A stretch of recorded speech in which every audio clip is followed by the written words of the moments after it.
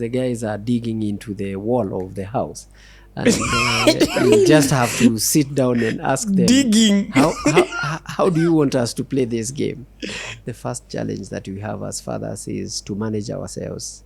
Okay, fine. Maybe that might sound offending to some of the fathers, but personal management, I think, it's a big challenge, because it's out of personal management that you now know what it is that you value.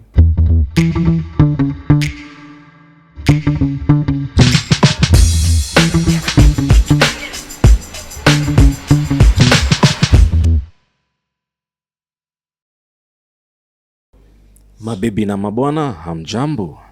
Welcome back. It's more to follow. Here with our usual cast. I've noticed that there's something we forgot to mention in the previous episodes, why there is only 3 of the quarters of an entire full cast. As you can notice, there is one bright lady missing. Worry not, she's still with us. She's still part of the podcast. Just needed to be away. Akijaribu, as my people from Central say. Yes. So yes, she's still with us, but for purposes of this season, she'll be slightly in the what do we call it, back room, so to speak.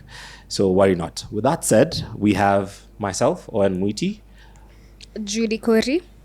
The moniker of today is Abdullah, the Mad Mullah.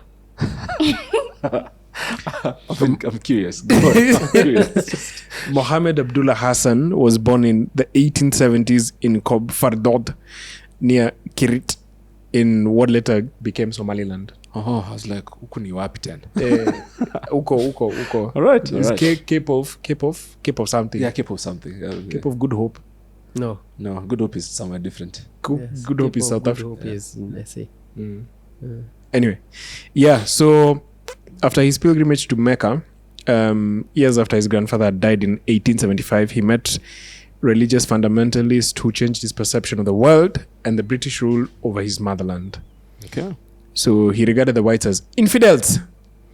So he went to the Omanis and the Sudan and the other Islamic communities, and then they declared war with the guns on the British who had just come. Okay. Yeah. And last but not least, he's no longer a guest, at least by this point. And if he's a guest to you, that means that episodes you need to go and listen to. Kindly. 100%. Yes. So, Rudi pale nyuma, backtrack, we have Mr. Dad. Thank you. Yes. So I'd like to quickly jump into a bit of an icebreaker. And the question would be, what is your father figure outside? Now, I'll twist it a bit. Outside, if you have one, you don't have to have one. Outside your actual father, or what father figure inspirations do you draw from pop culture, be it, say any kind, let me use pop culture for example, but you can be drawing it from different parallels. So we'd start with, I don't know if I should start with Mr. Dad. Yeah. He's still finding father figures Yeah. at this time. I'd be very curious. Okay, I don't know whether I have anyone that I can talk of out there, but maybe I was socialized differently, in the sense that we didn't look up to, maybe, say, for example, other people out there. My father tended to be one who insisted on think about ourselves, think about our family, and so most of the time it was like, even if, say, for example, you saw someone out there and you thought that fellow seems to be doing quite well, we never got to a point whereby we said, when I grow up I'll be like that guy, or when I grow up I'll be like XYZ. That was probably never anything in our case. So I struggle a lot trying to maybe saying, when I grow up I want to be like that, or maybe this is the situation, or this is the person I really admire. Whether it's a religious person or a person who is not religious out there in the world, or things like that. So I'm still thinking of who could be that, or who that person would be. Sorry, I don't No, have no, an it's, answer. it's okay. No, That's it's, the that's funniest an answer in thing is itself. I'll go, since despite the fact that I'm asking the question, it's the exact same for me. It's I've never had a mentor, so to speak, not because I've not had one. Like I've always been taught to think such within similar case. So when he said it, I'd understand. Okay, we can this time the ladies can finish last. Thank you. RJ or Mr. Abdullah Ulmula. Okay. I've forgotten what you said, but it's fine. Fairs. I think the school I went to for Okay. primary and for secondary education, we had this sort of like ethos Okay. that you need to, you look up to the person who's doing the best at what it is that you want to do. Okay. So if it's football, if it's sport, if it's music, you look at the best and then you try and emulate their craft to some degree. So yeah, so I think for me, when you bring the whole who is better, Cristiano or Messi, for me, I'm like, okay, fine. I respect Messi in more regards that he has the talent and he beats Cristiano in that. But I relate more to Cristiano because He made something out of he it. really works hard, like really, really hard to sustain himself, even as a brand.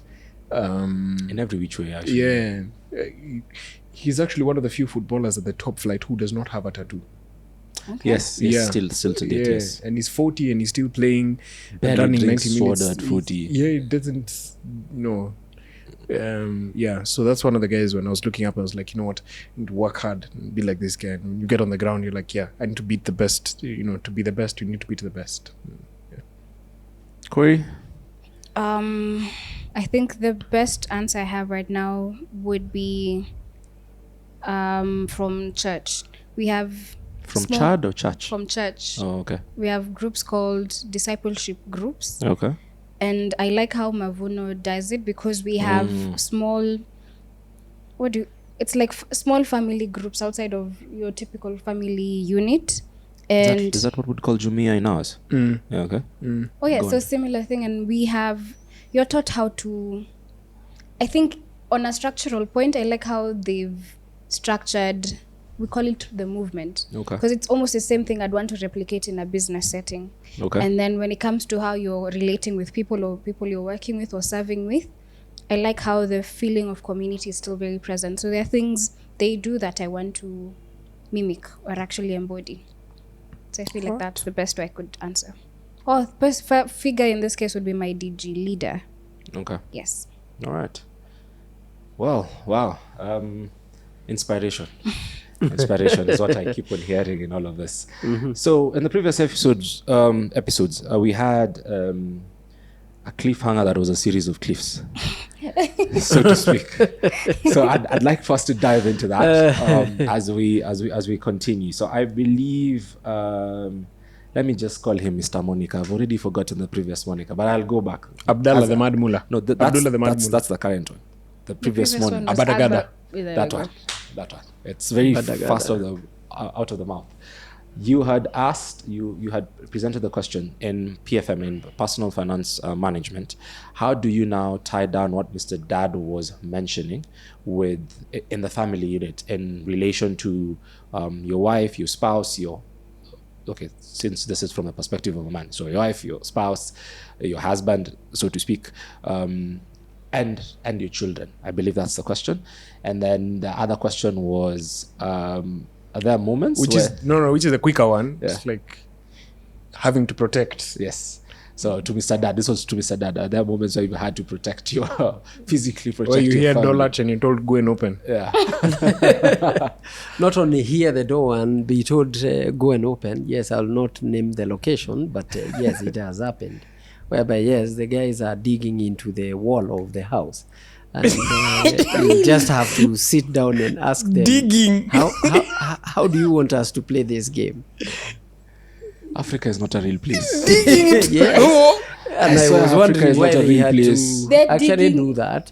Yes, because they had come with a mattock and they were actually trying to. What? Because in their head, the idea was that they wanted to carry the TV plus where the cable where Yes. it passes through. And so the guy is, in the middle of the night and you're wondering, wow, what is all this? So they, so you just get out, and we negotiated with the guys and agreed. What did you agree on? We agreed you don't have to do all this work. It's not Yeah. necessary. It's the TV you require. Please just come and take it away. Then So you can Mr. leave Dad- you can leave us in peace.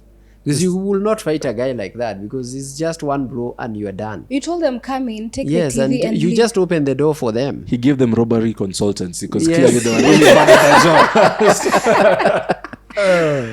Yes. Oh, that's it's- abysmal. That's insane. Yes. But you see, at that point in time, okay, fine. I don't know, you have a mixed feeling. It's not. Must have been very confusing. Like, must have been very.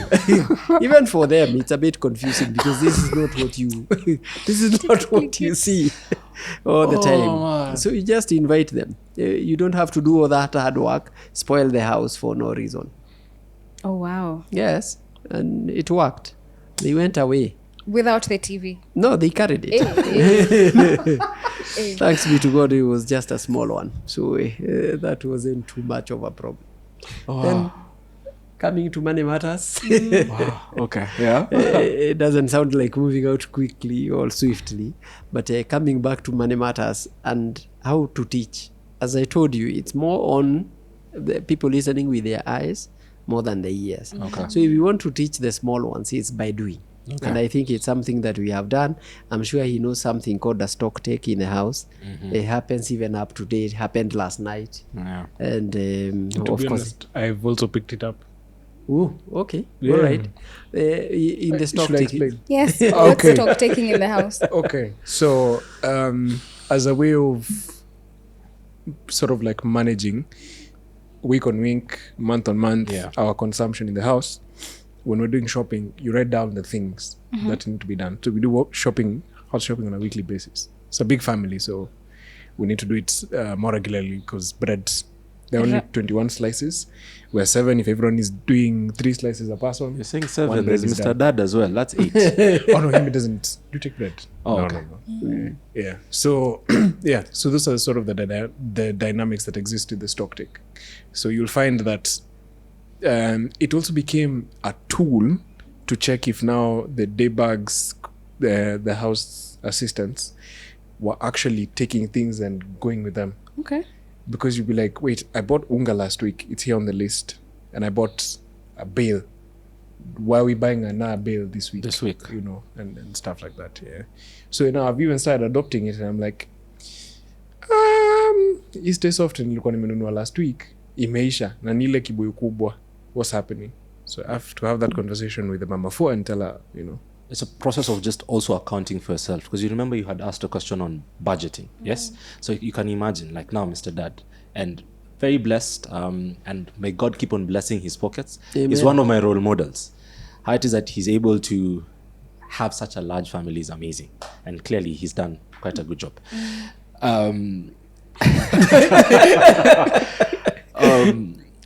You can imagine to be able, because it's not when people hear stock take, and because being an accountant, there's so many places I've visited and people are usually like, sasa umekuja kututolea kazi, umekuja kuhesabu vitu tu kufanya and the likes, and I'm like, no, it's never the case. So even in this case, because you can imagine, I'm sure from that point of view, you're not asking why you're spending another amount, a bottle of Stay Soft, not because you don't want to buy the Stay Soft, but just to also mitigate that you're not wasting and to understand so that you can be able to budget. Because you can imagine, no, like he mentioned, a bale of unga, or imagine even slices of bread. It's not so that the kids can't have, or whatever the case. It's just to be able to know how things are going, so that otherwise you'd just be pilfering money all the time. actually is what you would call the implementation part of the budgeting. Yes. Because yes, we've sat down and we've agreed these are the things that we need. So then how are we using them? Because if there's wastage, then of course that's not one way of being a prudent financial manager. And then what happens is that if, say for example, you have sat down and put in the stock, the items that you need, when you go to the supermarket, another thing that also in terms of teaching is, okay, fine, that brand, that price, that brand, that price, what do you think? we've gone even into the supermarket and are starting to read, so what are the ingredients? They look to be the same. And this thing seems to have been stamped by KEBS. So that means the standard is good by all means for it to be here in the supermarket. So why do I want to spend extra money for a soap? Yet the other one does the same job and does it maybe in a better way than even the one that is priced. So we start realizing that some of these things, especially in the current world, packaging has become almost everything. Yeah. And half the time you are buying packaging, not really the product that you really need and what is essential. So we do all those comparisons, yes. And at times it's very interesting that when I send my children now, the younger siblings of Raphael, to the supermarket, they always come up with a price lower than mine. Always. I find, yes, they've gone for shopping many times, they come up with a price. At times I even ask them, how do you arrive at that price? Because they go and compare them. I think they have a bit of time to compare and do a few other things. They'll also not get off from the list. Okay. At times myself, I would get out of the list, but they also come to realize that you can also get off the list if you find something at a bargain, because you are not sure that you are going to find it next time. So this just are habits, because the idea is develop the habits for implementing the budget, because that is important. If it is something that we are going to do some shopping with all of us, then it's like you allocate budgets to everybody. Say, for example, we're going out to buy clothes, then we agree everybody 20,000 or everybody 10,000. Then when we get to the shop, manage your 10. The other one manage whatever. No, I've just and then clocked. you can We're also 7. and then 70, and then 140. and then you When you are being given money, you aren't doing the totals. now you can do the totals and see. And then at times what happens is that you may find that one for 10,000, depending on where they are able to get more than the other. So it's upon themselves to negotiate and agree. I've saved the XYZ, because I've had those conversations. Can we allocate this one to ABC, because they really want this thing, but it's going beyond the budget. So it becomes a collaborative effort within the homestead in terms of how the thing is ran.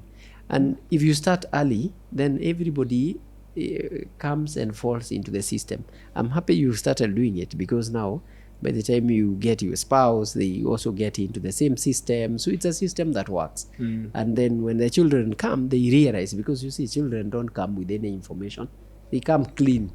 So what you load in them is what you finally get at the end of it all. So they come clean. So if you load them system, this is how we do it, this is the thing. Like now they know the person who in the house, there is a person who is supposed to do it when you get to a certain age. So so it becomes like that. So it becomes easy for you to teach, and becomes easier for you as a parent as well. But then for those things to happen, you have to be present. Oh, yes. Amen. Unfortunately. All fortunately. Yeah, comment was amen. Amen. I love it. Yes. Oh, that's fascinating. I think I've addressed all of them. He addressed the two and Yeah, three together. the two questions. Clearly being efficient. So to add on to that, I'd like the discussion to channel in the direction of, we've spoken about fatherhood, we've spoken about finances, we've spoken about the changes during different times. You've been able to gracefully give us the demarcation of these roles through different periods, and how we are realizing it's a change or not a change, so to speak. I'd like to narrow down and zero in on two things. We rarely hear the challenges and triumphs of fatherhood. So what would you have defined in your time?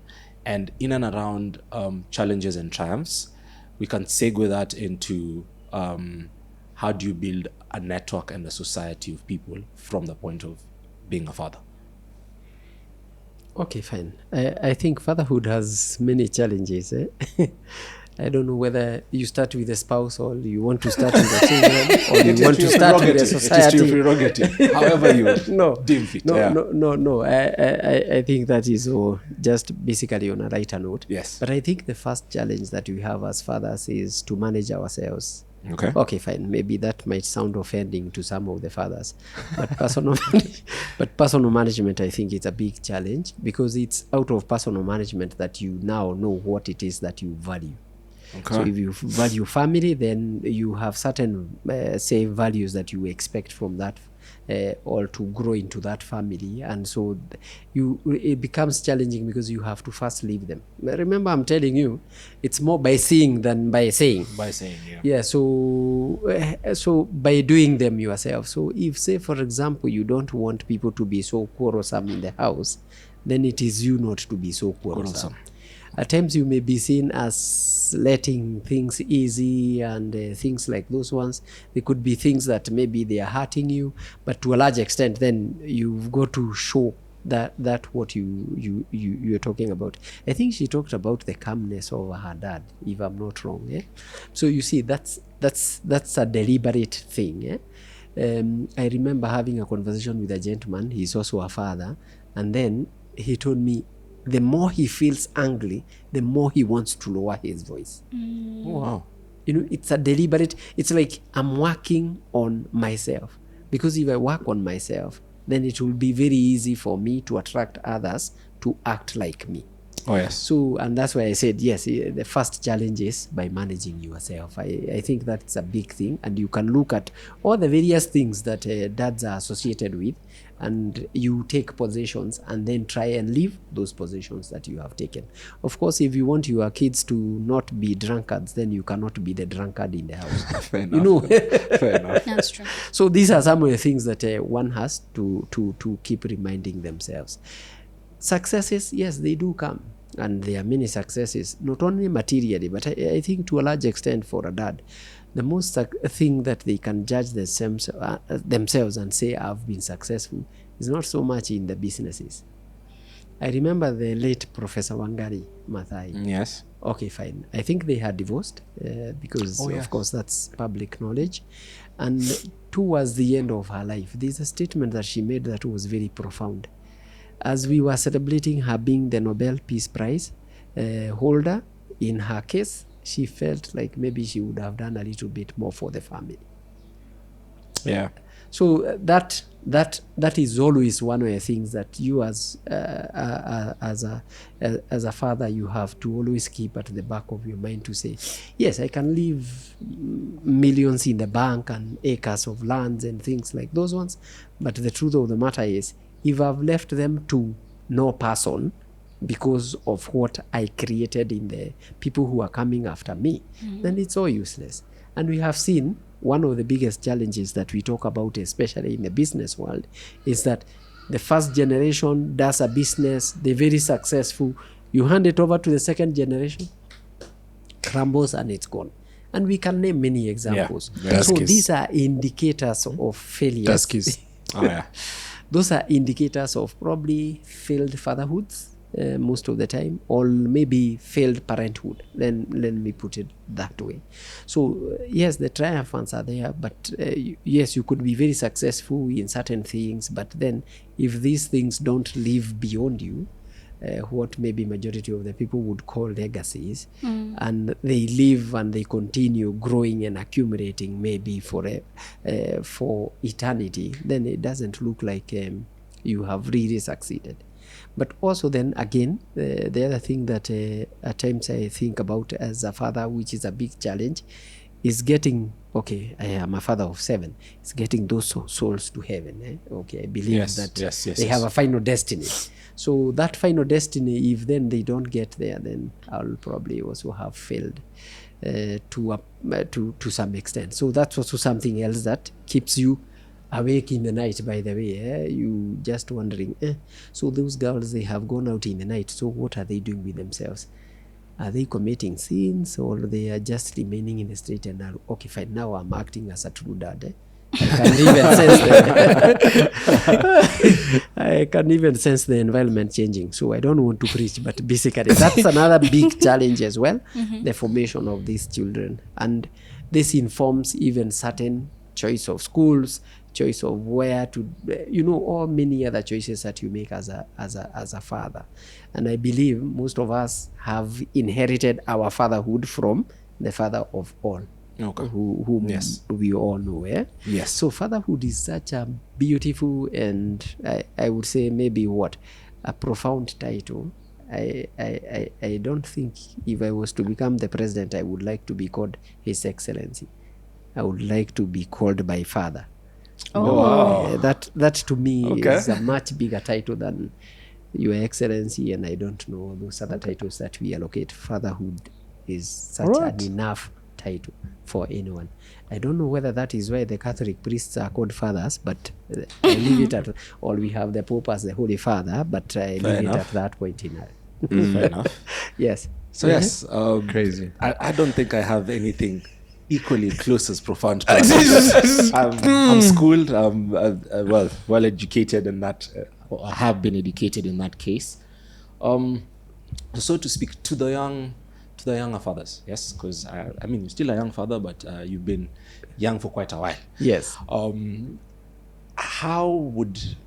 What would you be able to tell young fathers or upcoming fathers or recent fathers how is it that they can be able to, so to speak, connect and have a society in which they can be able to draw from one another? In that, for example, you have a lot of, when I was speaking to some people, you find some either lost their fathers early, some didn't grow up with fathers. How is it that they be able to now draw? How can I be able to draw from this experience? How can I be able to better myself from people who are not having conversations? How do I build a society for, so to speak, fatherhood to make us inadvertently, for younger fathers, better fathers?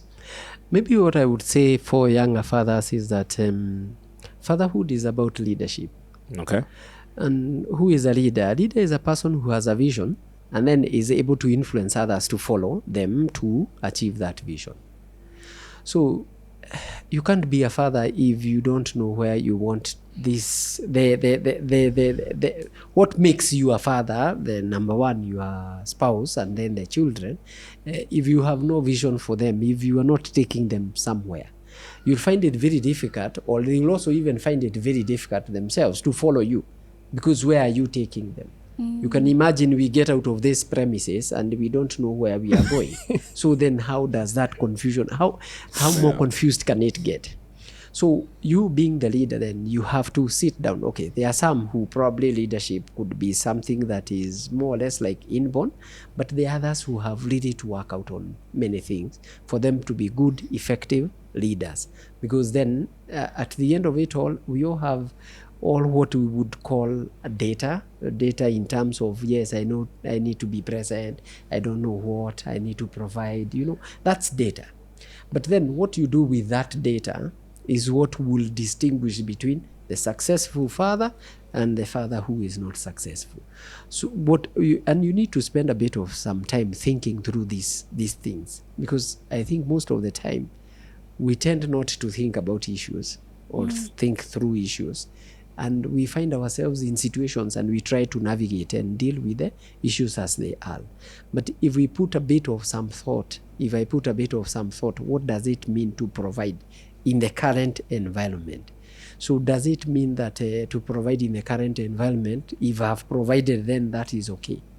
Maybe one of the greatest provision that you should be thinking about is time. To provide time to my spouse, to provide time to my children. So think through those roles and see how they have changed in your times and how you are living them, because then at the end of it all, you'll be able to meet the roles and be that great father that you aspire to be. And also keep reminding yourself, things come out of experience. Practice makes you a better person as time goes by. So as we practice these roles in the current environment the way it is, then you'll be a better father as time goes by. All right. Good. So he clearly found a way to bring It's Never That Serious into fatherhood. Yeah. He found a way to do that. And I think that's, wow, I feel Empowered. So profound. Yeah, I feel empowered. Query? When he said fatherhood is about leadership, I think I'm still lingering on that Yeah. statement, and I agree. I think it's what you said you'd want in your spouse. I think your take was Her take was actually leadership. Yeah. Yours was mentorship. Yeah. So anyway, I hope the men are listening to this. For us single girls, please prepare well for fatherhood. Yeah. Yeah. Okay. That's fascinating. Single girls, please prepare well for fatherhood. That's okay. Yeah. Please prepare well. Okay. I honestly don't have shell shocked, but I'm excited about the story for the Yeah. mallet. Oh yes. That's and the robbery consultants. You guys can be more efficient if you just knock, ask, we go. I can see you have I wish For me, it's the fact that they actually took it after wafungulia mlango. I'm like, yes, we'll take it still. I wish we were big enough such that there'd be proper people where he could send an invoice currently, because that's probably they went on becoming outstanding thieves there.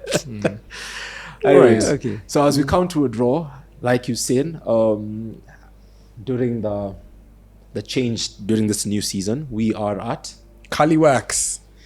Oh yeah, Caliwax. Oh my god, I'd forgotten about it in my No worries. introduction. Special shout out to Caliwax, who have graciously hosted us for this new season. It's a very nice, quaint space. If you're looking for a place to have some sort of mixer event, yes, especially you guys for intimate events, this is a very nice place. I see it's a commercial neighborhood, so you wouldn't have too many issues when it comes to like noise and stuff. creative workshops as well. Master classes, because that Yes. seems to be a big thing among influencers these days. And if also you want fashion ideas, crafting ideas, poster ideas, there's quite a bit. I've seen they have a new edition, Kenya at 50. Yes, I didn't yes, even yes, know that edition existed, Yeah. the Kifaru I edition. think Kenya last 50. year. Yeah. Oh, really? Yeah, Kenya. We were looking for the board, and There's no board, there was no exactly. board, yeah. Yes. So shout out to Caliwax. You can find them on Instagram at cali.works. Or you can just put Somanami Bookstore on Google Maps and it'll lead you to their doorstep. All right. And then allow me to ask a question to our audience. What do you guys think about a live recording? Probably this year. I'm just leaving that idea there. Just saying. Drops We mic. bring Mr. Dad, they ask him questions. They ask me questions. Hey, let us know. With that said, mengine yataendelea. More to follow. All right. Bye, guys. Bye-bye. Bye. Bye.